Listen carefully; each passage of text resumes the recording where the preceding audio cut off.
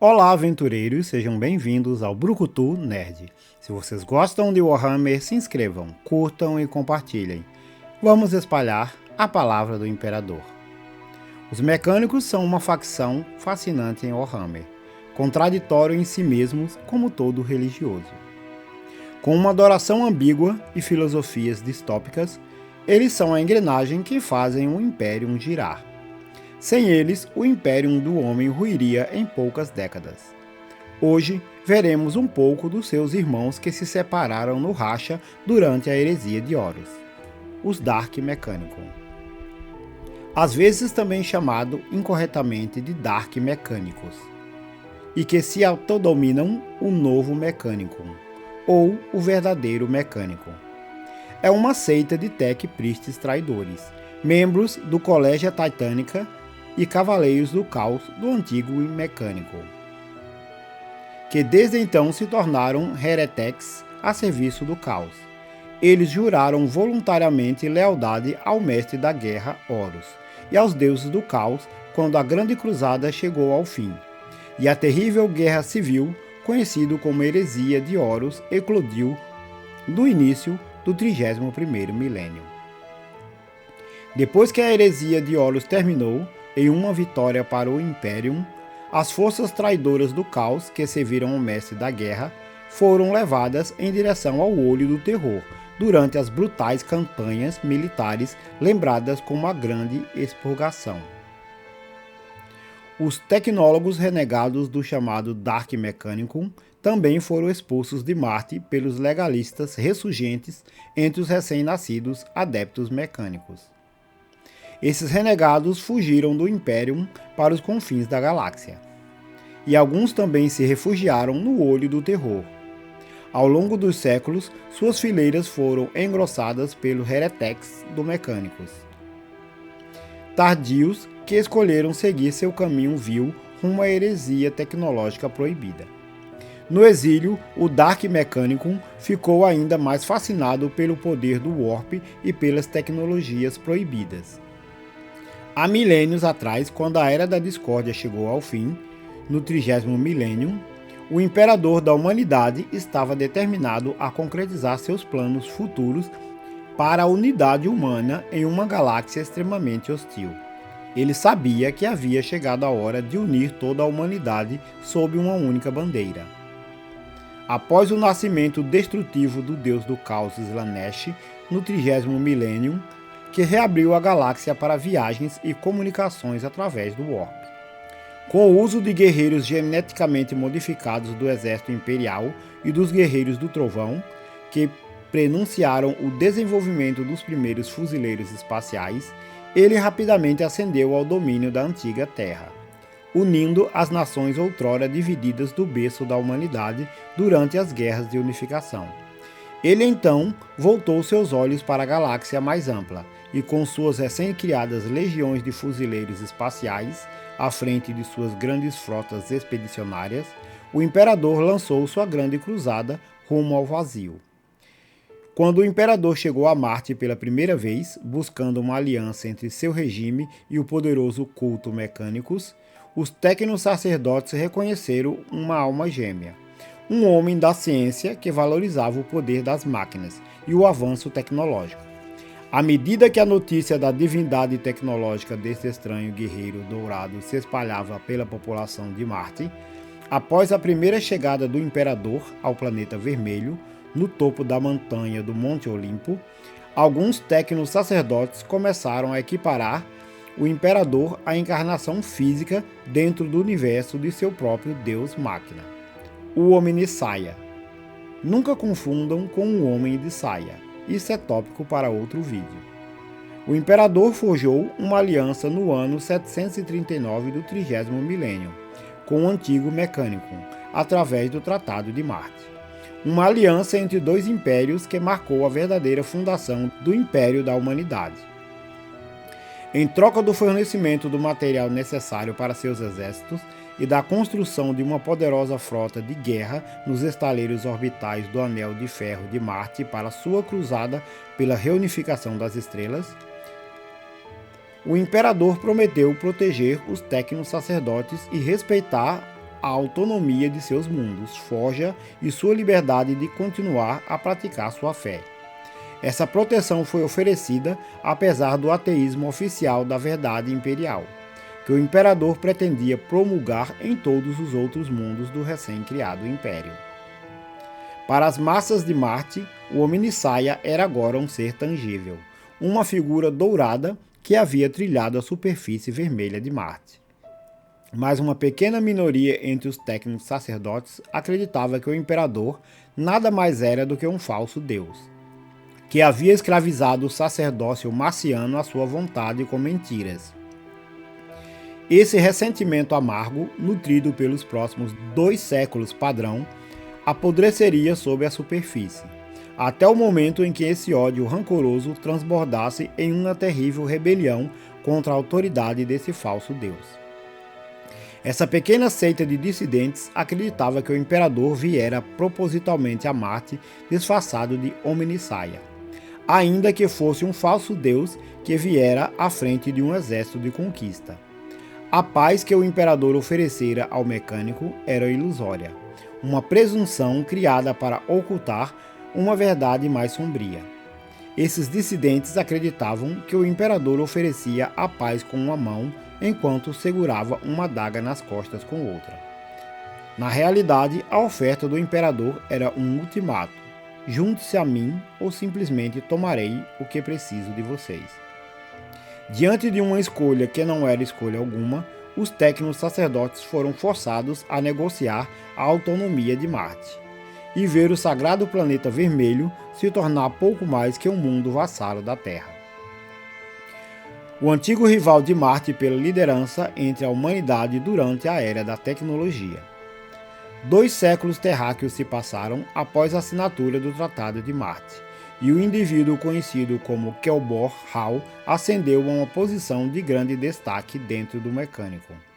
Ele se tornou o fabricante geral de Marte, o mestre da cidade forja mais poderosa do planeta vermelho, o Olimpo Mons.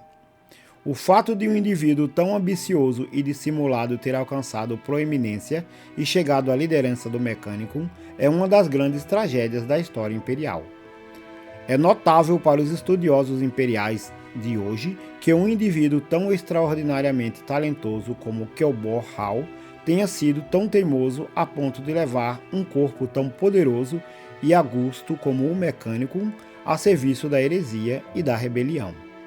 O general fabricante sabia que deveria se orgulhar de suas realizações, pois havia descoberto mais segredos da tecnologia perdida da humanidade do que qualquer um outro antes dele, e supervisionando o mais longo reinado de aumento de cotas de produção na história do mecânico.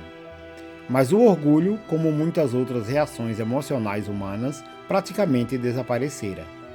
À medida que o cogitador orgânico, outrora alojado em seu crânio, fora gradualmente substituído por sinapses sintéticas e condutores eficientes para o pensamento lógico. O clima em Marte era de descontentamento durante esse período tumultuado. Nos dias imediatamente anteriores à declaração aberta de Horus de sua rebelião contra o imperador, havia relações tensas entre os vários magos do mecânico que governavam Marte, com surtos esporádicos de espionagem e violência contra as diversas cidades Forja, que representavam as principais unidades sociopolíticas de Marte. Havia até suspeitas não confirmadas de que as várias legiões titãs do Colégio Titânica, as forças militares mais poderosas disponíveis para o Mechanicum, havia secretamente escolhido um lado, em caso de um potencial conflito. No início da heresia de Horus, o mestre da guerra Horus enviou Regulus, um representante do Mechanicum que já havia se juntado ao mestre da guerra, a Marte, para garantir o apoio provisório do fabricante geral do Mechanicum para seus sonhos de rebelião. Kelbor Hall estava cético a princípio, pois o imperador havia sido levado à sua forja mais de 2 séculos antes, e Kelbor Hall fora forçado a se curvar diante dele. O governante da outrora humilde tribo tecnobárbara da Terra fizera promessas vazias de um papel igual em sua grande cruzada de conquista. Mas essa alardeada igualdade jamais se materializara na visão do general fabricante. O mecânico continuou a labutar em suas inúmeras manufaturas e estaleiros orbitais pelos mundos forja da galáxia, para fornecer aos exércitos do imperador as armas de guerra necessárias, mas não recebeu nada em troca além de chavões e promessas vazias. Kelborhal sabia que Horus Lupercal era um guerreiro visionário, mas Kelborhal queria saber o que ele poderia oferecer além de chavões e promessas. Regulus explicou ao general fabricante que muita coisa havia acontecido desde que o imperador se despediu das frotas expedicionárias após o sucesso da cruzada de Ulanor, e a instalação de seu filho favorito, Horus, como mestre da guerra e seu representante no comando da Grande Cruzada. Ele assegurou a Kelborhal que os alinhamentos haviam mudado e que novos poderes emergiram das sombras, oferecendo auxílio àqueles com a força da visão necessária para atendê-los. Horus Lupercal era um desses indivíduos, e agora era, sem dúvida, um amigo do mecânico. Quando chegou a hora de atacar o imperador e seu império, Horus garantiu ser amigo de Marte, contanto que o general fabricante entregasse sua lealdade e suas capacidades de fabricação à causa dos traidores. Horus também exigiu que o general fabricante reprimisse qualquer dissidência entre seus próprios técnicos sacerdotes, para que as forças do mestre da guerra pudessem lançar sua tentativa de supremacia no sistema solar sem medo de contra-ataque. Qualquer facções leais à Terra deveriam ser subjugadas ou destruídas antes que as forças do mestre da guerra alcançassem o sistema solar. O general fabricante informou a Regulus que o mestre de guerra já havia exigido muito dele e do mecânico. Eles já haviam cumprido as promessas, pois já haviam garantido que materiais e armas fossem prioritariamente destinados às frotas expedicionárias da Grande Cruzada, que o mestre da guerra favorecia, e haviam atrasado os envios para aqueles que não estavam alinhados com ele. Mas o mecânico não tinha o menor desejo de trocar um autocrata por outro. Regulus garantiu a Kelborhal que o mestre da guerra se comprometera a desenvolver o Império Marciano à sua antiga glória. E além disso, jurou retirar quaisquer forças não pertencentes ao mecânico de todos os mundos Forja após a deposição do imperador. Para acalmar as dúvidas do general fabricante, o mestre da guerra prometeu fornecer ao mecânico os segredos perdidos da antiga tecnologia de construção de molde padrão, o STC, que haviam sido recuperados pelos mundos da recente subjugada tecnocracia auretiana pela legião dos filhos de Horus do mestre da guerra. O general fabricante ficou impressionado com o presente do mestre da guerra e admitiu que se tratava de um valoroso banco de dados, STC. Mas queria mais. Regulus havia antecipado essa demanda e disse a Kelborhal que o mestre da guerra prometeu suspender todas as restrições à pesquisa de tecnologias com inteligência abominável, IA, que o imperador havia declarado proibida. Para consolidar a aliança entre o mecânico e o mestre da guerra e demonstrar a seriedade dos traidores em relação à sua causa, Horus forneceu a Regulus os protocolos necessários para desbloquear os infames cofres de Moravec. Os cofres de Moravec eram um repositório de conhecimento proibido que o imperador havia ordenado que fosse selado 2 séculos antes. Após a assinatura do Tratado de Marte, pois os cofres continham inúmeros artefatos tecnológicos que haviam sido moldados ou corrompidos pelo poder maligno do caos, ou que eram em si incrivelmente perigosos como armas baseadas em warp e antigas inteligências artificiais gerais, como os Homens de Ferro. Avidamente, o general fabricante fechou o acordo sombrio, aceitando a proposta de Horus. E de bom grado uniu forças com o mestre da guerra, auxiliando os traidores com toda a tecnologia da humanidade à sua disposição.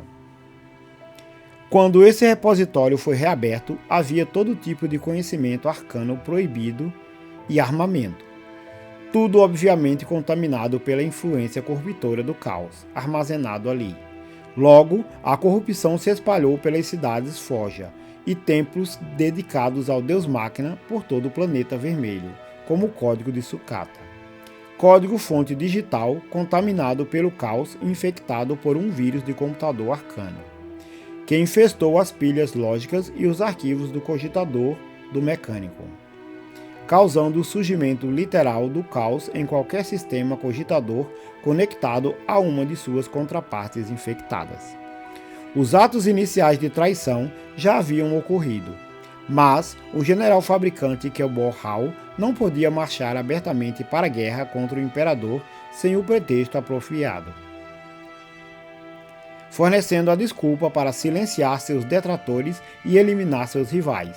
O general fabricante e seus aliados, entre os tecno-sacerdotes renegados, que mais tarde seriam chamados de Dark Mechanicum por seus inimigos legalistas, usaram a perturbação desencadeada pelo ataque com o Código de Sucata para ganhar tempo e reunir o poder de suas forças. Kelbor Hall e seus aliados também usaram táticas de sabotagem e assassinato na tentativa de eliminar aqueles que não estavam dispostos a se juntar à sua causa. Mas a oportunidade de ir abertamente à guerra finalmente se apresentou quando a tecnomaga Coriel Zeph, a senhora da cidade de Magma, declarou que não acreditava que o Omnissiah realmente existisse.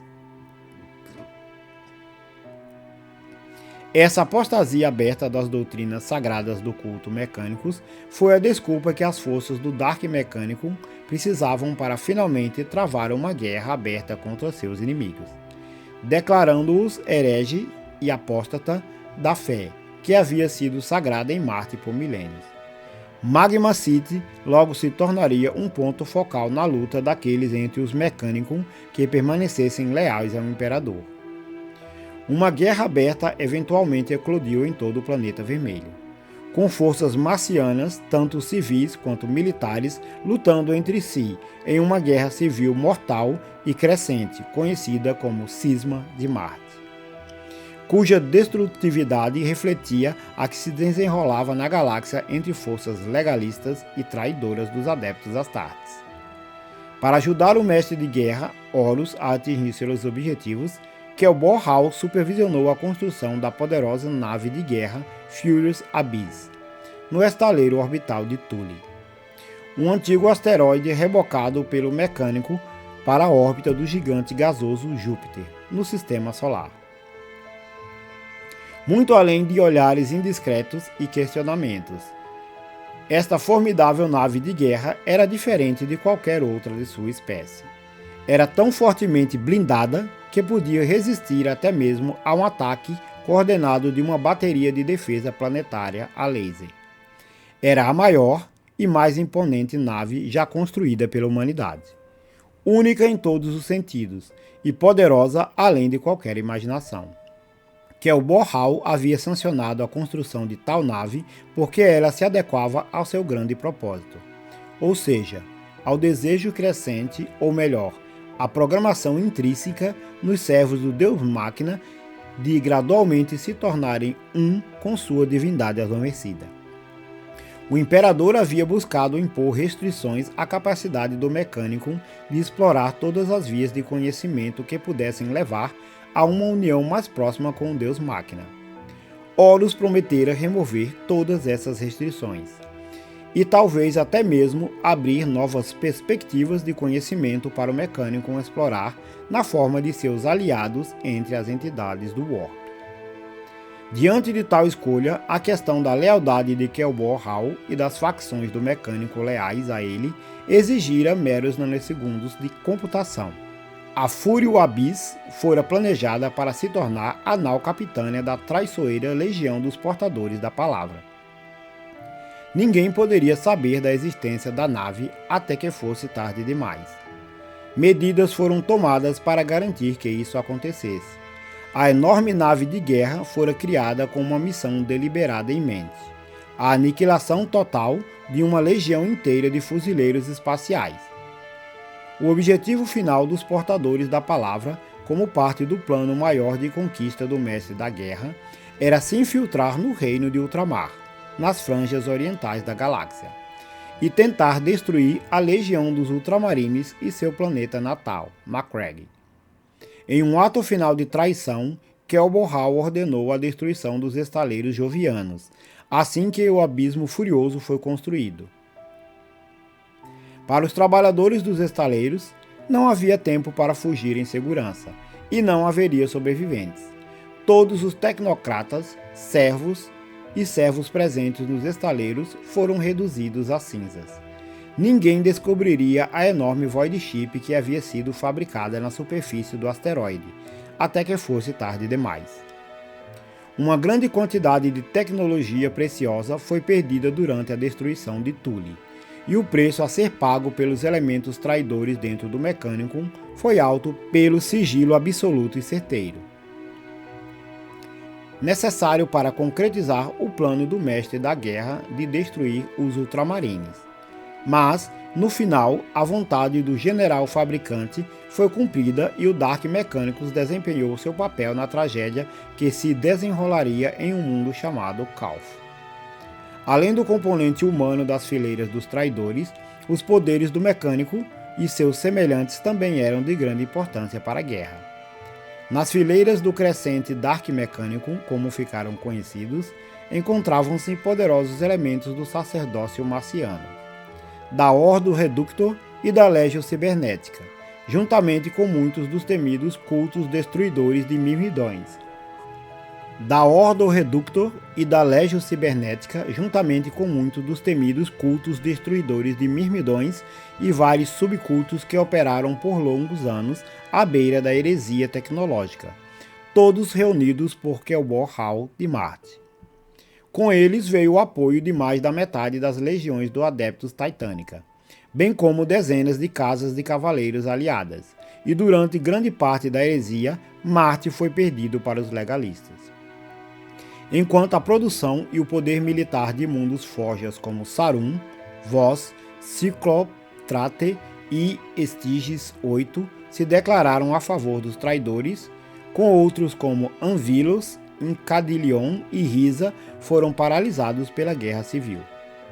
Assim como Sarum e Cyclotrate, outros mundos forja renegados, desconfiados de Marte, que o mestre de guerra Horus havia atraído para sua causa, com a isca da construção de pequenos impérios e da liberdade de experimentação, Horus ofereceu novos tratados de alianças, cujos acordos os sínodos mecânicos dos vários mundos forja governantes acharam mais do seu agrado do que os antigos.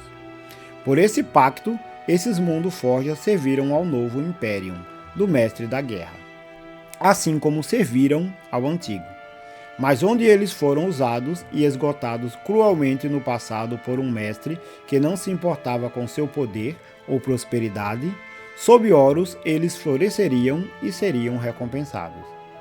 Acabariam as pequenas restrições dos decretos tecnológicos do Imperador, bloqueios colocados em prática para afastar o espectro dos horrores da Grande Noite, e acabaria a mão morta do dogma do culto às máquinas, se eles assim desejassem, desde que oferecessem suas armas e máquinas de guerra à causa dos traidores com abundância.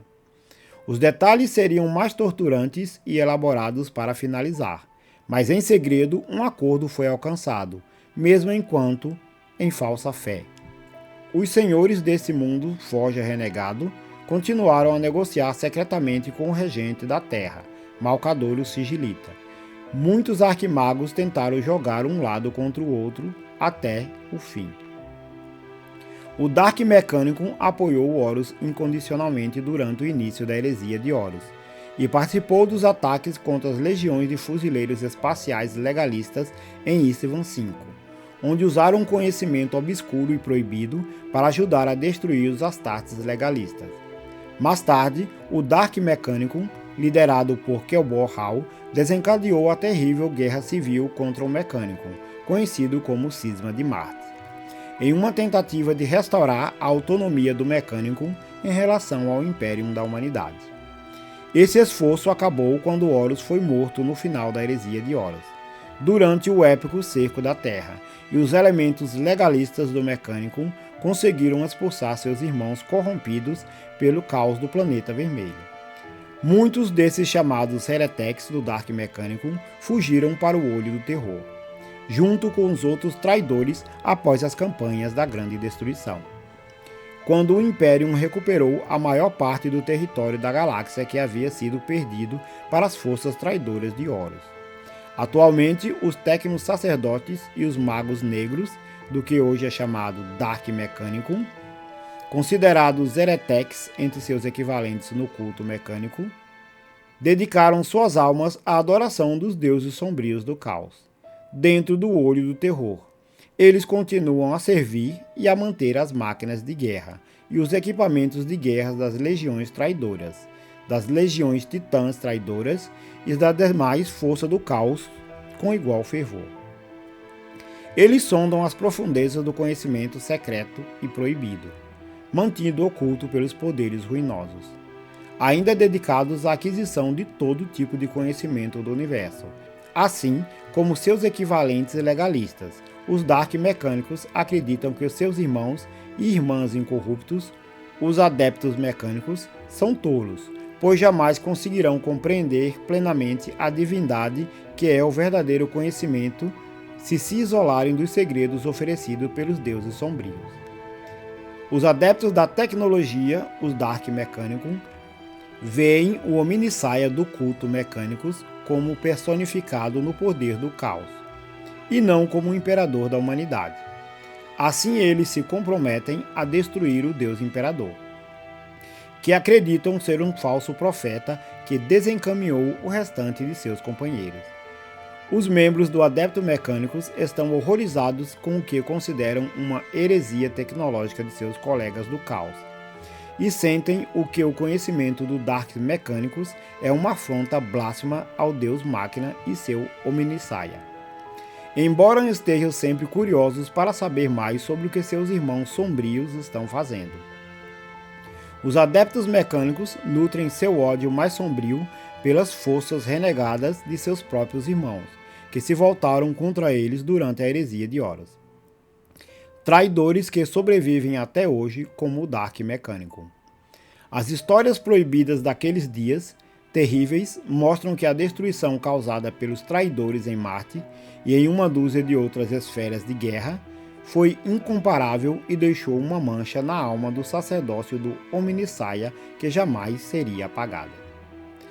Após a queda de Horus, muitos dos Dark Mecânicos que sobreviveram encontraram um santuário com as várias legiões traidoras, e nos cantos mais obscuros do Império, onde suas artes terríveis prosperam e seu ódio eterno pelo Imperium apodreceu ao longo dos milênios. As armas psicossônicas proibidas dos filhos do Imperador, as atrocidades genéticas do odiado Fabius Bile, a perversão maligna da tecnologia tecnoviral usada para criar os terríveis obliteradores, tudo isso foi atribuído ao Dark Mechanicum. Mundos forja infernal, dominados por senhores ciberdemoníacos nas profundezas do Olho do Terror, produzem incessantemente as armas e munições que armam as forças do caos e alimentam as temidas Cruzadas Negras.